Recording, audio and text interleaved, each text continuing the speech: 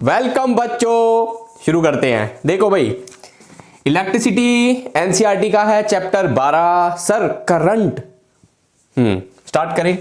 Current क्या होता है बच्चों? Rate of flow of electric charge. ठीक है सर, फ्लो है बेटा। ऐसा यूनिट एम्पियर है। ठीक है, ampere denoted by I. Sir rate का मीनिंग 99% केसेस में, देखो आप लोग 12th में आओगे तो रेट को प्रॉपरली स्टडी करोगे, मैं अभी कंफ्यूज नहीं करना चाहता। Divide by time. ठीक है सर, टाइम से डिवाइड कर दिया। किसका? इलेक्ट्रिक चार्ज का रेट है तो ऑब्वियसली सर चार्ज अपॉन में टाइम। चार्ज की ऐसा यूनिट क्या होती है? कुलाम्ब। टाइम की क्या होती है? सेकंड। तो आप बोल सकते हो एम्पियर को कुलाम्ब पर सेकंड भी आप बोल सकते हो। ठीक सर, अदर यूनिट क्या हो सकती है करंट की? देखो एसआई एम्पियर है, आप बोल सकते हो सर मिली एम्पियर भी हो सकती है, माइक्रो एम्पियर भी हो सकती है। कितने टाइप का होता है? और हाँ, किसी को चार्ज में कंफ्यूजन है, क्या होता है sir? Fundamental unit of electricity. ठीक है चार्ज की मैंने बता दी कूलाम्ब। स्पेलिंग भी लिख दूं बेटा? वैसे कैपिटल सी लिखते हैं, बच्चे कहेंगे सर इतना तो पता है हमें। ठीक है, और ये कैपिटल होता है बड़ा वाला सी। ठीक, ओके सर। एसी डीसी वैसे और भी होते हैं। अगेन 10th के बच्चे हो, कंफ्यूज बिल्कुल नहीं करेंगे आपको। AC alternating current, DC direct current. फर्क क्या है? फर्क ये है सर, इसमें जो है direction of flow periodically change होती है। मतलब कि भैया एक वायर है, करंट जा रहा है ऐसे, फिर आधी साइकिल बाद इस तरफ, फिर आधी साइकिल बाद इस तरफ, फिर आधी साइकिल बाद इस तरफ। मतलब कि सर यहां भी आधी आधी साइकिल बाद पीरियोडिकली चेंज होता है। उसको कहते हैं एसी ग्राफ, कुछ ऐसे होता है। ठीक है, आई टी। डीसी की सर देखो यहां पर direction of flow bar bar change हो रही है। और हाँ, यहां पर मैं ब्लाइंड स्पॉट बना देता हूं, इसी के आसपास होता है हमेशा। चलो सर, डीसी की डायरेक्शन ऑफ फ्लो चेंज नहीं हो रही। ये एक वायर है, करंट अगर इस डायरेक्शन में फ्लो हो रहा है तो ऐसे ही फ्लो करता जाएगा। एसी के बारे में हम कभी और पढ़ेंगे, फिलहाल हम डीसी की बात कर रहे हैं। लेकिन डीसी दो तरीके का होता है। कौन कौन सा sir DC? Sir steady fluctuating, steady and fluctuating. एक मिनट भाई, डस्टर मेरा इसको हटा रहे हैं। स्टीडी के बारे में हमें मेनली स्टडी करना है। फ्लक्चुएटिंग थोड़ा देखो नाम से ही क्लियर हो रहा है। सर डायरेक्शन ऑफ फ्लो, मैं कह रहा हूं east to west current flow कर रहा है, वो सेम रहेगी। लेकिन करंट जो है 5 एम्पियर, 4 एम्पियर, 3 एम्पियर, 12 एम्पियर। मतलब कि सर आप कह सकते हो ये ग्राफ कुछ बढ़िया सा ऐसे कुछ ऐसे हो जाएगा, बड़ा घटा, मतलब कि बार बार ऊपर नीचे। स्टीडी का ग्राफ बनाना तो सर ये है मेरा आई, ये है टी। करंट ना ही बढ़ेगा ना ही घटेगा, करंट जो भी वैल्यू होगी वो वही रहने वाली है। ठीक है, और हाँ अगेन बेटा इनके डेप्थ में बहुत चीजें होती हैं, आप 12th में पढ़ोगे। 10th में तो खैर इतना डेप्थ भी नहीं पूछा जाता बेसिकली। चलिए सर स्क्रीनशॉट लेते रहना भाई, मैं पहले बता रहा हूं ये। ओके, अब सर याद करते हैं ओम। सर कुछ सुना सा लग रहा है। ओम्स लॉ स्पेलिंग लिख देते हैं, ओम्स लॉ। माफी भैया, बहुत दिन हो गए मेरे को वीडियो बनाए हुए। I know. ओम्स लॉ क्या कहता है सर? टेम्परेचर अगर कांस्टेंट है, at constant temperature, at constant pressure and some other physical factors, अगर ऐसा है भाई, ये तीनों चीजें बदले नहीं, टेम्परेचर ना बदले, प्रेशर ना बदले, अदर फिजिकल फैक्टर्स ना बदले। जैसे कि सर लेंथ, मतलब कि भाई वायर आपने काट के छोटी कर दी तो बात क्या लगे, या लंबी कर दी खींच के, तो भाई वो फिजिकल फैक्टर में काउंट हो गई। अगर ये सब नहीं बदल रहे, मतलब कि कांस्टेंट है, तो आप कह सकते हो सर जो पोटेंशियल डिफरेंस होगा ना वो डायरेक्टली प्रोपोर्शनल होता है करंट के। इसका मतलब है अगर ये करंट हो गया 3 गुना तो potential difference across the conductor वो 3 गुना हो जाएगी। आप बोलो सर डायग्राम बना के दिखाओ। मैं कह रहा हूं भैया ये कंडक्टर है, ठीक है, इसमें 2 एम्पियर फ्लो कर रहा है, और हाँ टेम्परेचर कांस्टेंट है, और यहां से लेके यहां तक का जो पोटेंशियल डिफरेंस है लेट से वो है 5 वोल्ट।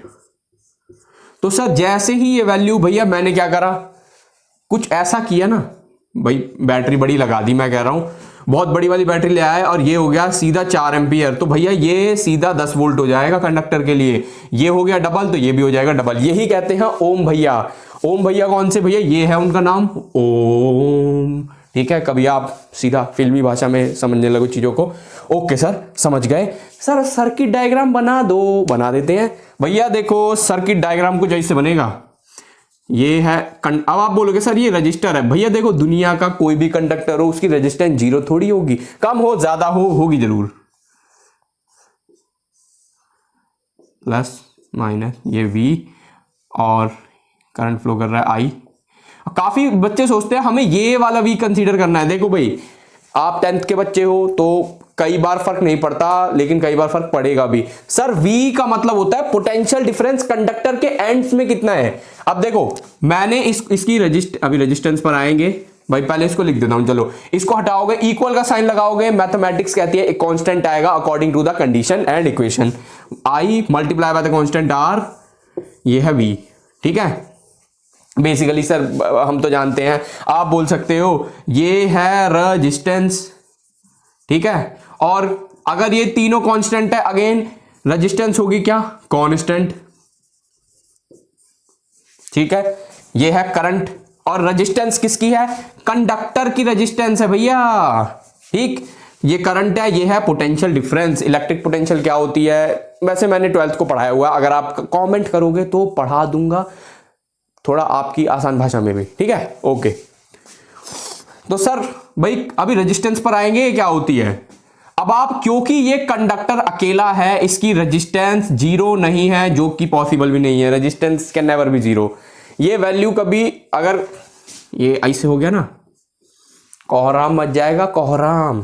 ठीक है, तो रेजिस्टेंस इक्वल टू जीरो नहीं है। तो सर क्योंकि ये अकेला है तो आप कह सकते हो अगर ये 5 वोल्ट थी तो 5 के 5 वोल्ट यहीं पर तो खर्च हो रहे हैं। ठीक है, तो इसलिए आप लेट से यहां पर लिखा है 12 वोल्ट, और ये अगर अकेला है, R के अलावा कोई दूसरा कोई भी, अगर मैं यहां पर एक और बना दूं ना तब गड़बड़ हो जाएगी, तब आप यहां पर ये वाली वैल्यू नहीं लिख सकते। ये क्लियर रखो। अभी तो मैंने अकेला बना दिया, तो सर 5 वोल्ट अगर ये है तो पूरी पूरी यहां पर हो गई खर्च। ठीक है, अब खर्च कैसे होगी उस पर भी अभी चर्चा करनी है हमें। तो सर ऐसे में आपको R दिख रहा है, I दिख रहा है, V दिख रहा है। ठीक है, और बेसिकली V क्या होता है, यहां से लेके यहां तक, मतलब कि ये जो हमारा कंडक्टर था, ये वाला जो पोटेंशियल डिफरेंस है, ओम भैया ने इसकी बात करी थी, इसकी नहीं। ये चीज क्लियर है। ठीक है, हमेशा सर V ये जो फॉर्मूले में है वो ये वाला होगा कि एंड के बीच में पोटेंशियल डिफरेंस कितनी है। ओके, क्लियर है। सर अब R की भी बात कर दो, रेजिस्टेंस क्या होती है। देखो आप घड़ी खरीदते हो, स्कूल बैग खरीदते हो, कॉलेज बैग खरीदते हो, जो कॉलेज बैग 10th के बच्चे क्यों खरीदेंगे, खैर आजकल सब चल रहा है। तो सर उसमें लिखा होता है वाटर रेजिस्टेंट, मतलब कि पानी को रोकने वाला। ऐसे ही इलेक्ट्रिकल रेजिस्टेंस क्या होती है भैया, इलेक्ट्रिकल रेजिस्टेंस होती है भाई, देखो ये करंट था, ये आ रहा था भाई, करंट है क्या, इलेक्ट्रॉन्स ही तो है, आ रहे थे। इसको आगे बढ़ने से ना रुकावट पैदा की जाती है ताकि ये आराम से निकल ना पाए। लेकिन देखो ये भी चालाक हैं, ये निकल जाते हैं आगे, लेकिन इनको आगे बढ़ने के लिए वर्क डन करना पड़ता है। और सबको ये चीज नहीं पता तो मैं बताता हूं sir, work done per unit charge, इसको ही हम कहते हैं पोटेंशियल डिफरेंस। भाई देखो चार्ज इलेक्ट्रॉन्स की फॉर्म में आगे था, तो भाई कुछ ना कुछ चार्ज तो आगे गया है, बिकॉज इलेक्ट्रॉन्स फ्लो कर रहे हैं, वो आगे बढ़ते जा रहे हैं, चार्ज बढ़ता जा रहा है। इलेक्ट्रॉन चार्ज ही तो कैरी करते हैं, माइनस का E, जिसकी वैल्यू होती है ये वाली भाई 1.6 10 की पावर माइनस का 19 कूलम्ब। ओके, और सर उन्होंने वर्क डन किया है तो आप इन दोनों को डिवाइड मार दो, पोटेंशियल डिफरेंस तो आ गया।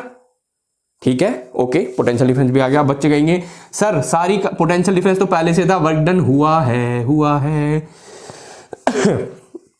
तो ये रेजिस्टेंस क्या है, ये जो रुकावट है ना, यही रेजिस्टेंस है। रेजिस्टेंस बेसिकली होती है भाई, ठीक है, और यहां मैं इलेक्ट्रिकल रेजिस्टेंस की बात कर रहा हूं, वाटर रेजिस्टेंस की नहीं, वो आप घड़ी तक की सीमित रखो फिलहाल अपनी रिस्ट वॉच तक। आप बोलोगे सर हिंड्रेंस मतलब कि रुकावट against the flow of electric current, clear है, hindrance against the flow of electric current. SI unit क्या होगी, SI unit ohm, denoted by, सबको पता है सर, हर जगह दिख रहा है, कैपिटल R, R1 R2 ऐसे भी आगे चीजें आती रहेंगी। ठीक है सर, रेजिस्टेंस भी समझ गए। ठीक है। और मैंने लिखा था भैया V is equal to I R, तो रेजिस्टेंस कितनी होगी, R is equal to V divide by I, ठीक। अच्छा, अगर मैं ग्राफ बना दूं, सर एक चीज ध्यान दो, ये कांस्टेंट है। अगर मैं यहां पर एक ग्राफ बनाता हूं, भाई देखो ये है वाई एक्सिस, इसको मैंने ले लिया V दिख रहा है पोटेंशियल डिफरेंस, ये एक्स एक्सिस, इसको मैंने ले लिया I, और R की वैल्यू आप ही ने बोला था सर कांस्टेंट है। अगर मैं लिखता हूं y is equal to let's say 3x, या फिर v इज इक्वल टू, भाई x कहां है आपको पता है ना, 3 इंटू एक्स, एक्स इंटू 3 एक ही बात है, तो आगे पीछे मल्टीप्लाई कर दो, तो सर r इंटू आई, जैसे कि 3 कांस्टेंट है, ये भी कांस्टेंट है, y इसको डिनोट कर रहा है, x i को डिनोट कर रहा है, तो सर ये वाला अगर y is equal to 3x बनाओगे, ये देखो y, ये x, स्ट्रेट लाइन, तो सिमिलरली ये भी स्ट्रेट लाइन होती है एट कांस्टेंट टेम्परेचर। अगर टेम्परेचर बदल गया तो सारा काम खराब है, ओम्स लॉ फेल, ये भी एक लिमिटेशन है इसकी। और हाँ चलो मैं कहीं ना कहीं ऐड कर दूंगा, डिस्क्रिप्शन जरूर जरूर चेक करना है भैया, कसम खा लो, ठीक है। ये सर आपने बता दिया। तो स्लोप चलो तुम बच्चों को पता नहीं है, मैं किसी और वीडियो में ही समझाऊंगा, नहीं तो फालतू में आप और कंफ्यूज हो जाओगे, सर स्लोप आप ढंग से बताओ ढंग से बताओ, तो अभी कंफ्यूज नहीं करेंगे उसको, चलो बता ही देते हैं भाई, इतना आगे बढ़ गए ना तो बता देते हैं, सिंपल भाषा में बताऊंगा। देखो भाई V बाय आई दिख रहा है ना आपको, लेट्स से ये 2 लाइन है, ये कंडक्टर A के लिए है, ये कंडक्टर B के लिए है, लेट्स से ये कंडक्टर C के लिए है। मैं बोल रहा हूं भैया रेजिस्टेंस कौन से कंडक्टर की ज्यादा है, कौन से कंडक्टर की कम है, तो देखो सिंपल तरीका है, 10th के बच्चे हो वापस से कंफ्यूज नहीं होना, चाहे आप याद भी कर सकते हो। सर ये एंगल है ना, हमेशा करंट एक्सिस से नापना है। कई बार क्या होगा ना एग्जाम में, यहां पर ऐसे लिख देंगे I, ठीक है, यहां पर V, तो मामला खराब है। ये चीज याद रखना सर, हमेशा करंट एक्सिस से एंगल को नापना है। भैया ये एंगल है लेट से θ1, ये है θ2, ये है θ3। सर देखो ये C जो है θ1, भाई देखो लेट से 30 45 60 जो भी है, θ1 एंगल सबसे छोटा है, उससे बड़ा है θ2, उससे बड़ा है θ3। तो भैया देखो सबसे छोटा एंगल जो बनेगा ना करंट एक्सिस से, वही रेजिस्टेंस सबसे कम होगी। इसका मतलब C कंडक्टर की रेजिस्टेंस सबसे कम है, वेयर एस कंडक्टर A की, और हाँ ये जो लाइन दिख रही है इनकी लेंथ कितनी कम ज्यादा हो डजंट मैटर, चाहे मैं A बीच वाली ना ऐसे छोटी सी बना दूं और लेट से ये और छोटी कर दी, काफी बच्चे, क्योंकि इससे हमें ये एंगल से मतलब है, एंगल कितना है, याद आया, ठीक है जी। तो ये लाइन चाहे ये इतनी लंबी हो या बहुत, ये लेंथ कितनी भी लंबी है इस लाइन की कोई फर्क नहीं पड़ता इससे, जितना छोटा एंगल उतनी कम रेजिस्टेंस। क्लियर है, बच्चे बोलेंगे हाँ जी क्लियर है, जितना छोटा एंगल उतनी कम रेजिस्टेंस, बिकॉज अरे नहीं कर रहा अभी कंफ्यूज, चलो ठीक है सर, आपने काफी और समझा दिया। और सर देखो एक मैं आपको ना बता देता हूं, एग्जाम में शायद पूछ लिया जाए, सर करंट ना डायरेक्शन के हिसाब से भी और 2 तरीके का होता है, कौन कौन सा, कन्वेंशनल, ठीक है, एंड इलेक्ट्रॉनिक। कन्वेंशनल जो मैंने स्टार्टिंग में लिखी थी ना, rate of flow of charge, भाई देखो फ्लो ऑफ चार्ज पॉजिटिव वाला या नेगेटिव वाला, भाई देखो आपको बुक में मतलब कि पूरा का पूरा कन्वेंशनल के बारे में ही पढ़ रहे हो आप, कन्वेंशनल के बारे में, तो sir rate of flow of positive charge है तो कन्वेंशनल करंट, पॉजिटिव चार्ज है तो कन्वेंशनल, एंड नेगेटिव चार्ज है तो electronic current, conventional and electronic current negative charge होगा, ठीक है। तो आप बोलोगे सर हमें इससे क्या करना है, लेट्स से आपसे पूछ लिया जाए कि भाई वेस्ट टू ईस्ट जो है कन्वेंशनल करंट की डायरेक्शन है, find the direction of electronic current, तो आप वेस्ट टू ईस्ट है ना इसकी, आप उसका उल्टा सोच लो, ऑप्शन 2-4 लिखे होंगे, north to south, south to west, फलाना ठिकाना करके, तो बच्चा एक ही चीज बोलेगा, वो क्या है कि सर अपने को ना ईस्ट टू वेस्ट इलेक्ट्रॉनिक की डायरेक्शन मिल जाएगी, ठीक है, ओके, उल्टी कर देना। अब बारी आती है सर रेजिस्टेंस भी हो गई और कुछ भी है, भाई रेजिस्टेंस किस पर डिपेंड करती है, और याद रखना भैया रेजिस्टेंस जो है वो 2 चीजों पर डिपेंड करती है, पहली लेंथ ऑफ द कंडक्टर, दूसरी क्रॉस सेक्शनल एरिया। अब आप बोलोगे क्रॉस सेक्शनल एरिया क्या है, भैया देखो सिंपल, लेट से ये मार्कर एक कंडक्टर है, ठीक है, तो जो भी इलेक्ट्रॉन यहां से ऐसे गुजर रहे हैं ना, ऐसे देखो श्यू श्यू श्यू, तो भाई देखो वो ये सर्कल दिख रहा है सामने ये वाला, ये इतने एरिया से गुजर रहे हैं सारे इलेक्ट्रॉन, और यहां ये जो एरिया दिख रहा है सामने सर्कल, ये ब्लैक ब्लैक, इतने एरिया से बाहर निकल रहे हैं, यहां से एंटर, यहां से एग्जिट, यहां से एंटर, यहां से एग्जिट। तो जितना एरिया उनको एंट्री या एग्जिट करने के लिए मिल रहा है ना, उसी को कहते हैं क्रॉस सेक्शनल एरिया, कि भाई वहां से वो उसी सेक्शन से क्रॉस हो रहे हैं। क्लियर है? ठीक है। तो सर अब आप ये बताओ, अगर ये क्रॉस सेक्शनल एरिया ज्यादा है, इसका मतलब वही ये कंडक्टर मोटा है, तो ज्यादा इलेक्ट्रॉन एक बार में निकल पाएंगे ना। अब इसका एक एग्जांपल भी लूंगा। तो सर पहला फैक्टर ये है, दूसरा फैक्टर ये इनवर्सली है, ये ध्यान देना, मतलब कि अगर एरिया डबल हो गया रेजिस्टेंस आधी हो जाएगी, और अगर लेंथ डबल हो गई रेजिस्टेंस डबल हो जाएगी। एक एग्जांपल है, ठीक है। सर इन दोनों को कंबाइन करोगे तो ये हो जाएगा L/A। कैसे? सबको पता है सर, L × 1/A हो जाएगा, ठीक है। अगेन इस साइन को हटाना है, इक्वल आएगा तो अगेन एक कांस्टेंट आएगा, ये आएगा, इस कांस्टेंट को कहते हैं रो, बोले तो रजिस्टिविटी, ठीक है। और अगर इसकी ऐसा यूनिट आपसे कोई पूछ ले, सर देखो इसकी होती है ओम मीटर, फिर भी आपको एक बार निकाल के दिखा देते हैं भैया, किसी के दिल में कोई मलाल ना रहे। देखो कैसे आया, रो RA/L, R है ओम, एरिया होता है मीटर स्क्वायर में, लेंथ है मीटर में। बेटा ऐसा यूनिट लिख रहा हूं मैं सारी, एक कट गया, ओम मीटर, ये है ऐसा यूनिट ऑफ रजिस्टिविटी।